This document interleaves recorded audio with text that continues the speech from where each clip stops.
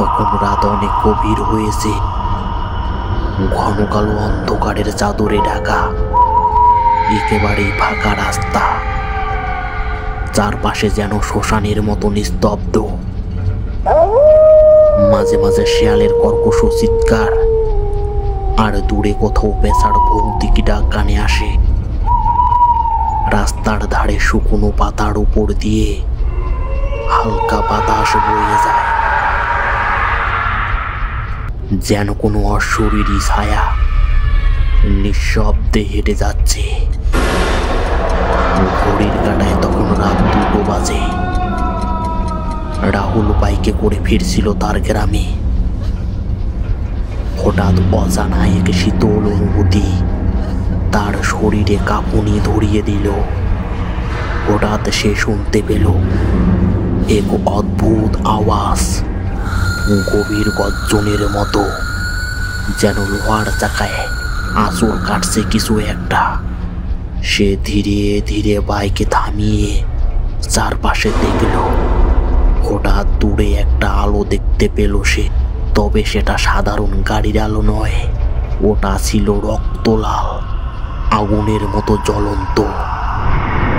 রাহুলের চোখে যেন সঙ্গে সঙ্গে ধাঁধা লেগে গেল। কিছুক্ষণের মধ্যেই ঘন ধোঁয়ার মধ্য থেকে বিশাল এক কালো ভূতের গাড়ি উল্কার গতিতে ছুটে এলো তার দিকে। গাড়ির সামনে বিশাল এক বিকৃতি মুখ, তার গা থেকে কালো ধোঁয়া বেরোচ্ছে। বড় বড় দাঁত বিচ্ছিরি ভাবে উঁচিয়ে আসে, রক্ত ঝরছে যেন তার মুখ থেকে। আর 4টে চাকা নয়, বড় মানুষের হাতের মতো দেখতে কিছু একটা মাটিতে আঁচড় কাটতে কাটতে এগিয়ে আসছে। গাড়ির ভিতরে বসে আছে কেউ? না, কেউ নেই। একটা ভয়ঙ্কর ছায়া মূর্তি, তার চোখগুলো যেন জ্বলছে নরকের আগুনের মতো। রাহুলের মনে হলো সে সরাসরি মৃত্যুকে দেখতে পাচ্ছে। গাড়িটি হঠাৎ বিকট আওয়াজ তুলে গর্জন করল। রাস্তার বাতিগুলো সব এক নিমিষেই নেভে গেল। রাহুল দিশেহারা হয়ে বাইকে স্টার্ট দেওয়ার চেষ্টা করল, কিন্তু কিছুতেই ইঞ্জিন চালু হচ্ছে না। গাড়িটি এবার আরো দ্রুত এগিয়ে এলো। তার মুখ থেকে বেরিয়ে আসছে বিকট এক অট্ট হাসি।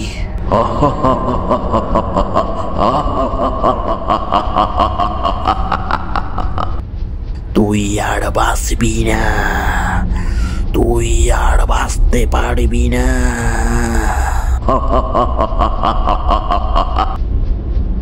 রাহুল আতঙ্কে পাগলের মতো চিৎকার করল, কিন্তু তার চিৎকার কেউ শুনতে পেল না। তার চোখের সামনে গাড়িটি এক লাফে উঠে এলো, যেন আকাশ থেকে তার উপর ঝাঁপিয়ে পড়ল। তারপর এক বিকট চিৎকার, ধোঁয়ার কুণ্ডলী, আর তারপর একেবারে নিস্তব্ধ।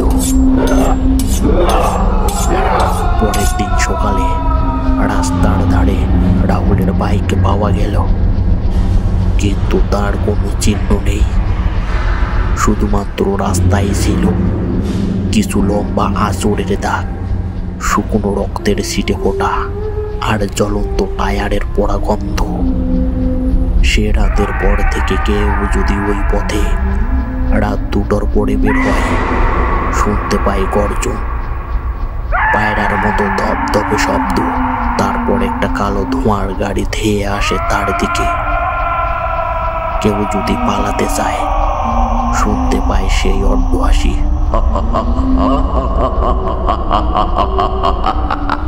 তুই আমার সাথে চল, তোকে আমি খাবো।